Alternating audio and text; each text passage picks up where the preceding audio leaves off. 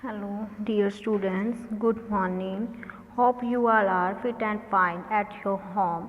So, before we start today's work, let's take the pledge.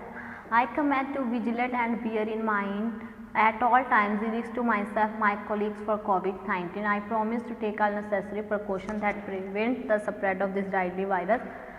I promise to follow and encourage others to follow the key COVID appropriate behavior, to always wear a mask, face cover, especially when in a public places, to maintain a minimum distance of 6 feet from others, to wash my hands frequently and thoroughly with soap and water. Together, we will win this fight against COVID-19.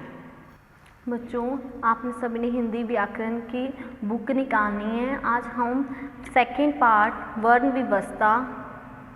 वर्ण व्यवस्था के बारे में पढ़ेंगे। हमने पिछली previous एवी में हमने संयुक्त व्यंजन तक पढ़ा था।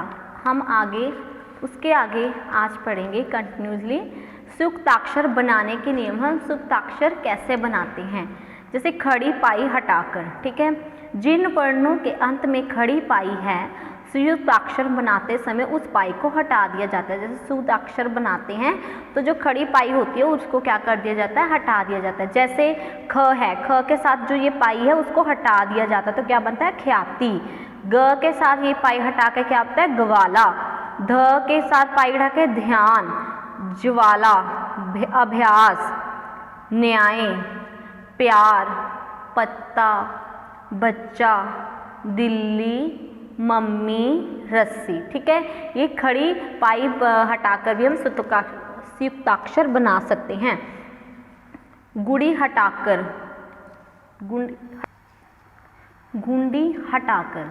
जैसे क तथा फ में खड़ी पाई के बाद एक मुड़ी आकृति पाई जाती है, मुड़ी हुई आकृति पाई जाती है। संयुक्ताक्षर बनाते समय उसे आधा कर दिया जाता है। जैसे क ये क्या है, इसको थोड़ा सा आधा कर दिया जाता है। जैसे क्यारी, फ आधा डाल के दफ्तर, तो ये क्या है, गुंडी हटाकर। उसके बाद थर्ड हलंत लगाकर। जिस वर्ड के नीचे हम ये लाइंस लगाते हैं ना, ये वाली छोटी वाली ये लाइंस, जैसे ये लगाते हैं ये वाली, तो ये क्या है, हलंत। जिन वर्णों में ना तो खड़ी पाई होती है ना ही घुंडी, ऐसे वर्णों में हलंत लगाकर संयुक्ताक्षर बनाए जाते हैं। जैसे ट के नीचे ये हलंत लगा के क्या बन गया, चिट्ठी। द के पास लगा के गद्दा। ठ पाठ्य। ढ लड्डू। छ उच्च श्वास। ह चिन्ह। ठीक है, हलंत लगाए गए व्यंजन पर ई की मात्रा इस प्रकार लगेगी, जैसे छुट्टियां। ई की मात्रा इस प्रकार लगेगी जैसे छुट्टियां आगे को। ठीक है, बुद्धि, चिह्नित आदि। र के विविध रूप। र के विविध रूप होता है जब र स्वर रहित होता है तो उसे रेफ भी कहते हैं। जब से स्वर रहित होता है तो उसे रेफ कहते हैं। ये अपने से आगे वाले वर्ण पर लगाया जाता है, जो अपने आगे वाले वर्ण पर लगाया जाता है। जैसे रव, तो व के ऊपर ल लग जाता है। पर्वत, जैसे मर। ठीक है, तो क्या है, करम।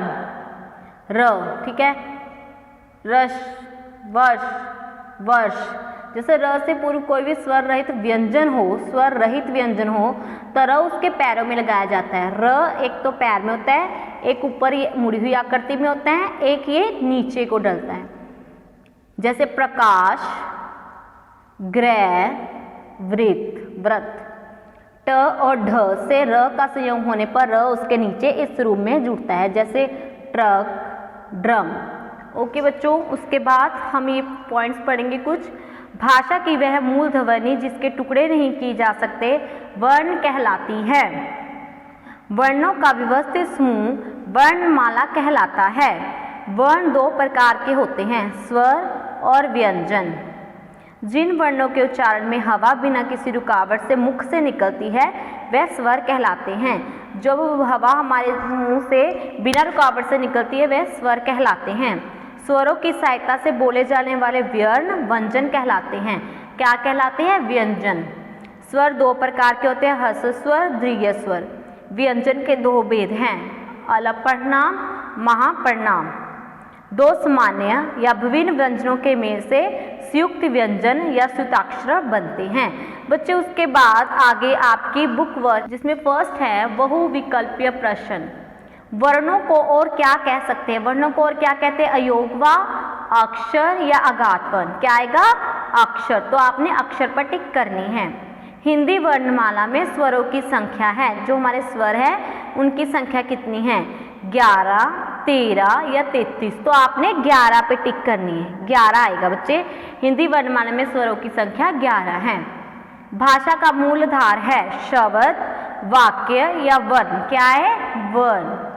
अल्प परिणाम का उदाहरण है, जो अल्प परिणाम क्या होता था, पहला, तीसरा और पांचवा जो वर्ण होता है वे अल्प परिणाम होते हैं। तो इसमें फर्स्ट, सेकंड, थर्ड, तो इसमें आपने सेकंड पे टिक करनी है। उसके बाद महापरिणाम का उदाहरण है ट, ढ, थ, द, च, झ, न, ट, य, र, ल, व, तो इसका आएगा फर्स्ट।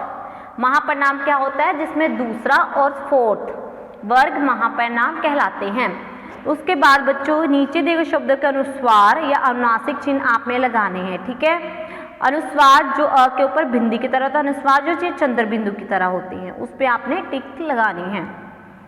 उसके बाद सेकंड क्वेश्चन है अल्प परिणाम व्यंजन और महापरिणाम व्यंजन छांट कर लिखनी है बच्चों। जैसे अल्प परिणाम व्यंजन क्या होते हैं, पहला, तीसरा और जो पांचवा वर्ण होते हैं वो अल्प परिणाम होते हैं, और दूसरा और चौथा जो होते हैं वो महापरिणाम व्यंजन होते हैं। जैसे बच्चों आपके ये बुक में है, देखो बच्चे, फर्स्ट, थर्ड और फिफ्थ ये कौन से हैं, अल्प परिणाम। जो सेकंड होता है, सेकंड और फोर्थ, वो कौन से हैं, महापरिणाम। ओके, उसके बाद आपके बच्चे ये क्वेश्चंस हैं आपके खाली स्थान। अ और अह डैश कहलाते हैं, क्या कहलाते हैं, अयोगवा। वर्णों के व्यवस्थित समूह को डैश कहते हैं, क्या कहते हैं, वर्णमाला। आ का प्रयोग डैश शब्द में किया जाता है, किसमें किया जाता है, अंग्रेजी शब्द में। अल्प परिणाम व्यंजनों के उच्चारण में हवा की मात्रा कितनी होती है, कम होती है, तो कम पे टिक करनी है। जब र स्वर रहित होता है तो उसे डैश कहा जाता है, रेफ, ठीक है। उसके बाद ये आपने वर्ण विच्छेद करने हैं। जैसे बच्चों मैं आपको असाइनमेंट में, जैसे गुणवान, ग के पैर में हम हलंत लगाएंगे, हलंत लगा के फिर उसके बाद कौन सी मात्रा है, ऊ की, तो ग, ऊ, ण के पैर में हलंत, अ, व, आ, न, ह। गुणवान, नायक, न, आ, य, अ, क, अ, नायक। राजमहल, र, आ, ज, अ, म, अ, ह, ल, अ, राजमहल।